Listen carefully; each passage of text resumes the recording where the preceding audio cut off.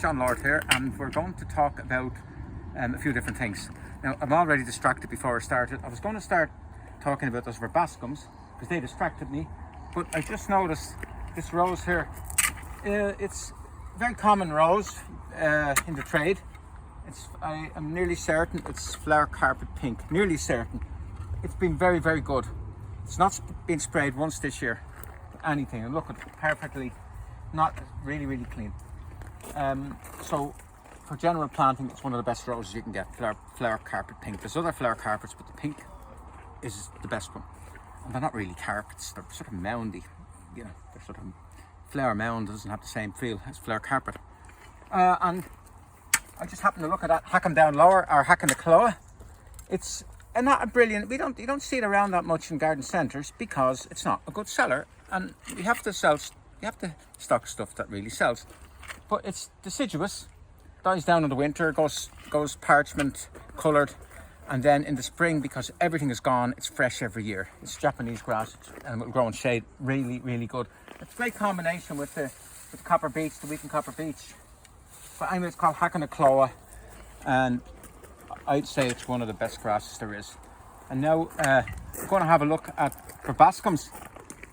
Have you noticed how badly placed that Verbascum is? It's because it wasn't placed, it grew there, it's self-seeded. And that one is Verbascum chaixii album. They are very long-lived plants, and like most Verbascums, they're short-lived, very long-lived.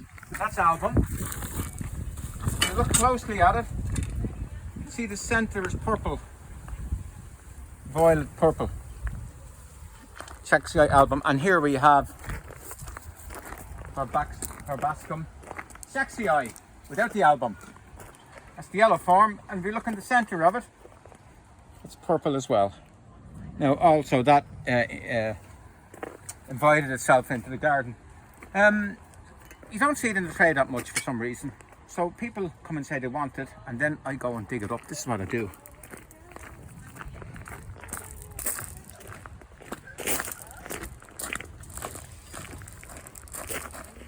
We have a load of them self-seeded in here, far too many, and I haven't got the heart to sort of hold them out. So if someone looks for one, we'll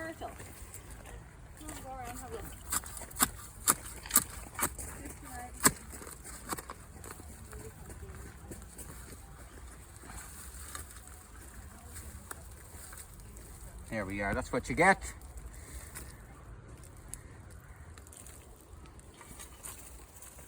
And it has a strong top root, so it's once it establishes, it is so reliable. Now what we do with that, we leave it there and try not to forget it. Now, oh yes, I want to look at one other thing. Oh, there's members of the public are over there.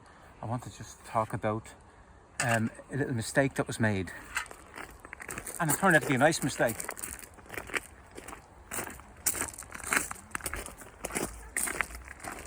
We go over here.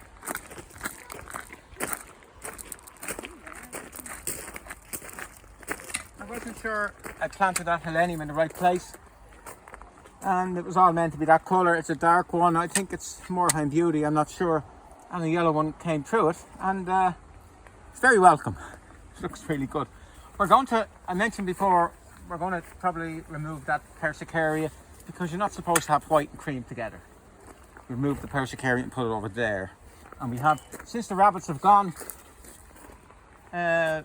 roses are starting to grow again. The roses have been eaten by the rabbits. Now we go and do our little job. Little job we have to do.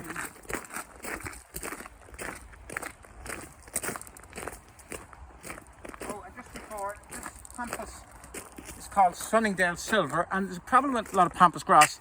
A lot of them are micro-propagated. If it's micro-propagated, it means it has a lot of growing points, and often means that in the first year, even the second year, there's not enough of the growing points get big enough to produce a flower. So the first or second year, you might just get foliage until it settles down. Now last year, first year, this is all we got. Flower came to here. That's the height of the flower. Just to there. But already, let me see. look, this is the flower. It's going to have a flower. It's a good big stem, good big flower stem, and it's up to here. We hope it will flower at about this height. It's supposed to be the business, but we'll see. I'm glad I had the patience. Often I get fed up after the first year and take it out, but anyway, we left it, and I think I'm going to be rewarded for my patience.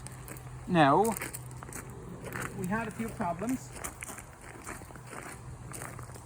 We had roses here and they were very badly rusted. They had really, really bad rust, because I'm not saying I'm never spraying them, but I don't spray them as much. And I think that's the way it's going. People are not going to be doing massive sprays in roses anymore, so some of them just have to go. And we took that out yesterday, and I happen to have this in the nursery. I don't know where it came from. It's just Hydrangea Annabelle, and we just stuck that in. And it turned out to be a good combination, because we have the very dark Cotinus, and this will fill all in here, and it's just a lovely combination. It's better than the pink rose. We're revamping this. It got overwhelmed by a very runaway Japanese anemone, and we basically had nothing on it for a year to make sure we got rid of all the Japanese anemone. And then the pine tree, the black pine tree, sucks a lot of water out.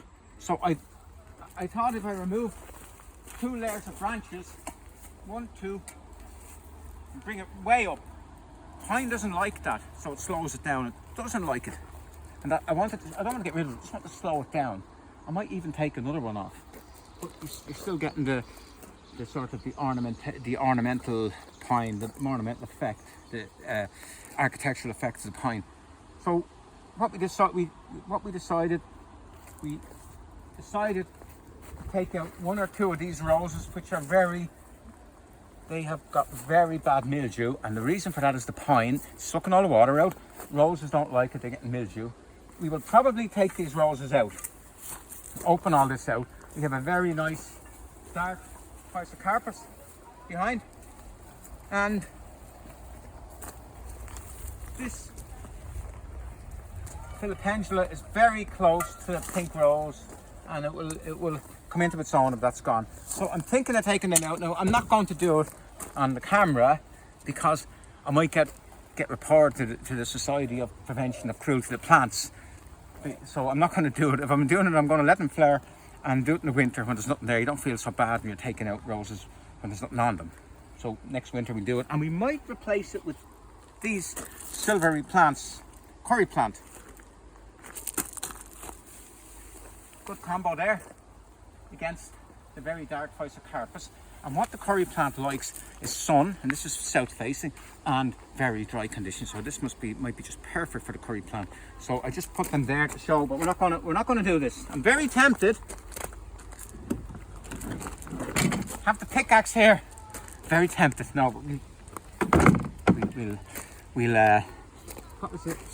A stay of execution, I think the term is. So we're going to leave that. We put 3 Buddlejas in because I wanted bluishness against a lot of pinkiness. There, that's going to be purpley pink. The Eupatorium. We put in, this is meant to be a dwarf Buddleja, but it's called blue chips or something like that. But I think it's semi-dwarf. It'll come up to here. It's supposed to be really good.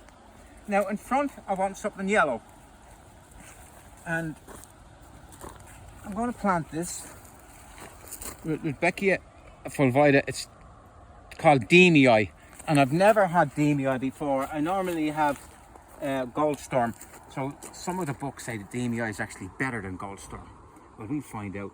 So we're going to have pink and yellow, and across here it's white, pink, blue, yellow, pink. So I think it'll be more varied. So we're going to plant 6 of these here, or maybe not. This is Lysimachia punctata. It's, I think, the yellow loosestrife. A very reliable plant. Now it does run at a root, but it is manageable. Lysimachia ciliata is not manageable, but this is manageable. It's very fresh, yellow flower. You see it in older gardens. You don't see it. It's not that common today. It's a really good plant, particularly if you want to cover space. So I don't know. No, we're going to go with this, and we have another place for this. But we'll plant one of these first, and then we'll bring these around somewhere. Plant one.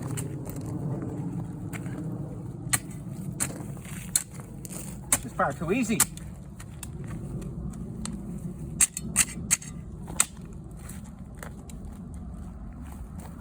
And I used to dig with this foot, but my kneecap went, so I got best part of 50 years out of this one, so I've moved on to this size, and it should get me to about 120.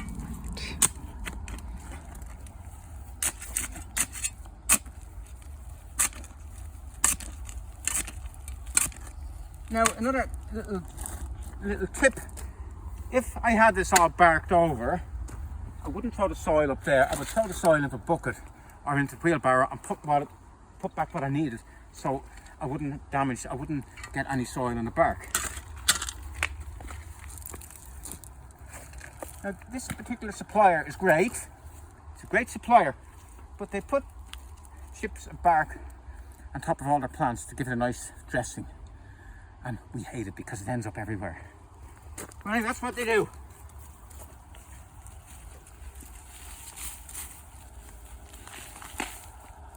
That's it. That looks good. I'll do one more.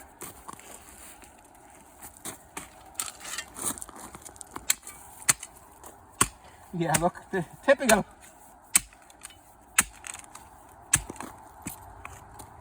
Hard to rock.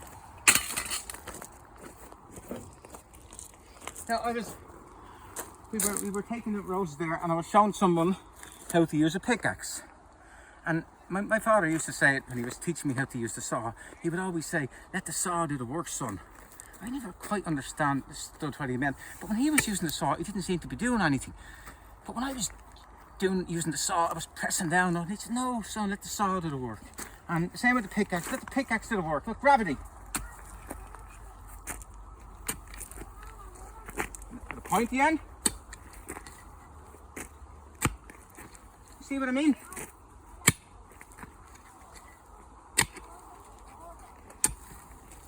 If you do get it, come across a root, and there's another trick.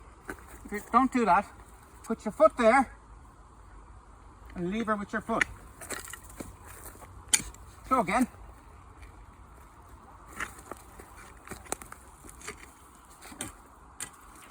So using your pickaxe, let gravity do the work. It's really easy.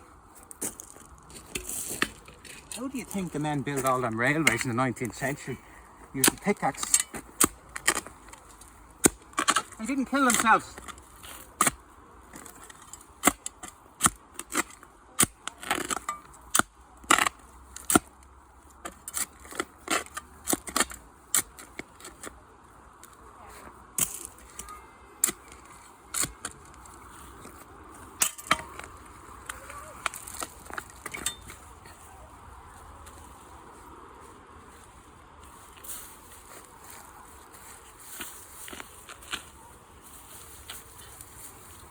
That's two.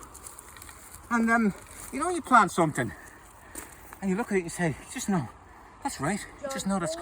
Linda, I'm on the video. I'm on the video. Take two. You need one of those clapper things, you know. Clap, clap. We're nearly finished, Linda. Very good. I must show you a photograph of that near my garden. Yeah. I took it last night. Yeah, well, You carry on. Okay. We carry on. Carry on is the right word. That'd be a good film, wouldn't it? Carry on gardening with Sidney James and Absolutely. what have we got to do? Yeah, we've done this, but we have to go over here and bring these with us. Do we go this way through the bushes?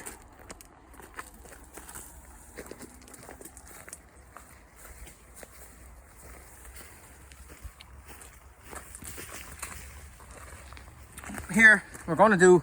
Next video, we're going to do a job on this. We have the sycamore tree and the pine tree sucking the moisture out, and it's facing north. So I couldn't figure out what to put in it. We're going to put Bergenias on it. We're going to remove Bergenias from up there. I did it before on video, and we're going to put them here. That's the next job. Now, look at the Verbascum here. 2 whites and a yellow, completely self-sown. Now, if you do, when they start to fade, remove them down, remove the flower spikes down to there, and if you do it in time, you'll get a second flush.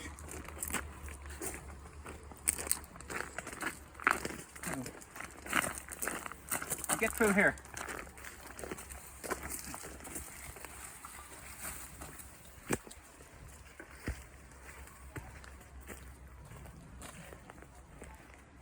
Now we've planted this, the Filipendula, and this is Pulmonaria. I dug up a piece over there, and just about a week ago, and I split it and put it down, and it is going to be really, really nice. See the foliage there, and it will tolerate the shade. And so that's the Pulmonaria is going to be here. Now we need something for here. This here, and this is a bit of a bully, but that's a bit of a bully. So we're going to plant 1, 2, 3, 4, 5, 6, 7, 8, 9, 10, about 15. Plant about 15 of them, and then we'll finish off with something else. Here,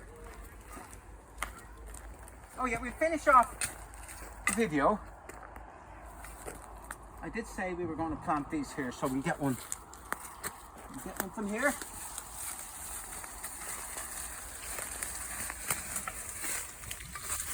Rodgersia, PODOPHYLLA. Oh, look at this. That just came up. Look at how big that is. That's Hydrangea ASPERA, something or other.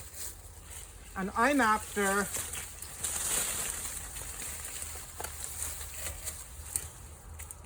breaking off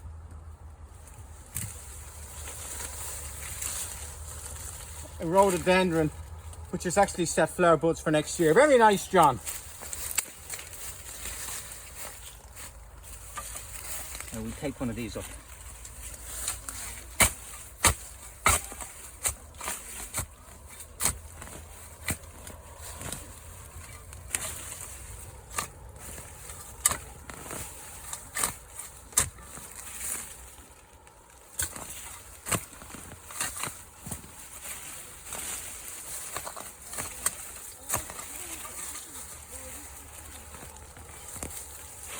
Perfect. Now they can get a leaf that size if they're really happy. You see how big it is? We got one here, we get two.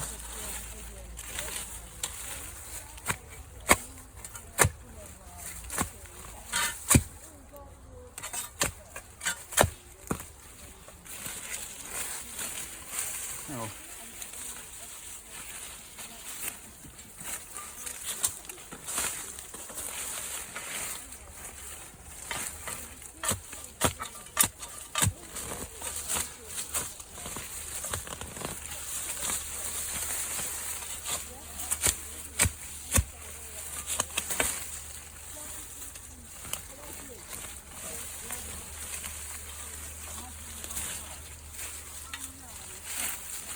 Now there's one. Where did I put the second one? Over here now. There.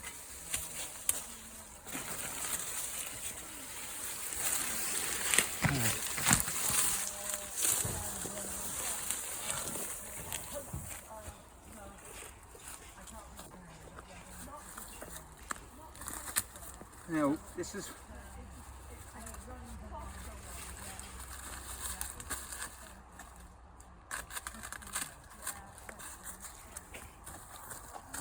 just to take the pressure off. Now, one here. And we have issues with that rose. We're going to have to dig all that rose out. It's gone mad.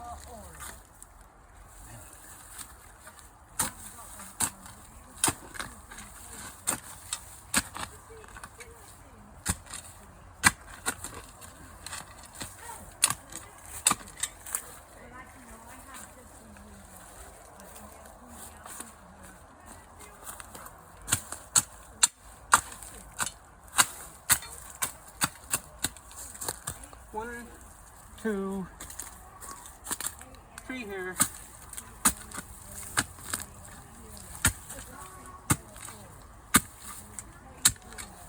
Very hard to do videos when everybody's talking.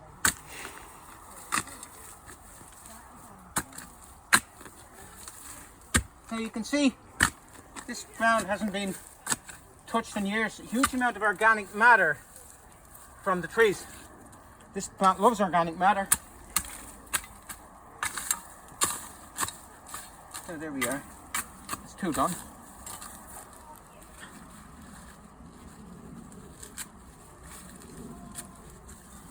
Basically, when a plant is grown strongly, it's like a runner who's running fast. And if you have a runner who's running fast, you don't want to put a brick wall in front of him. But if the runner is walking real slow, you can put a brick wall in front of him and he just touch off and it won't do him any harm. Same as here, we cut the leaves off to slow them down because their roots have been damaged. We wanted to slow it down, to give it a chance to recover, because once it recovers, off it'll go again. Well, that's it. Water, water, water, water, water everywhere. It's really watering time. All the work we've done over the last 6 weeks, it's water, water, water, until we get the water from up there.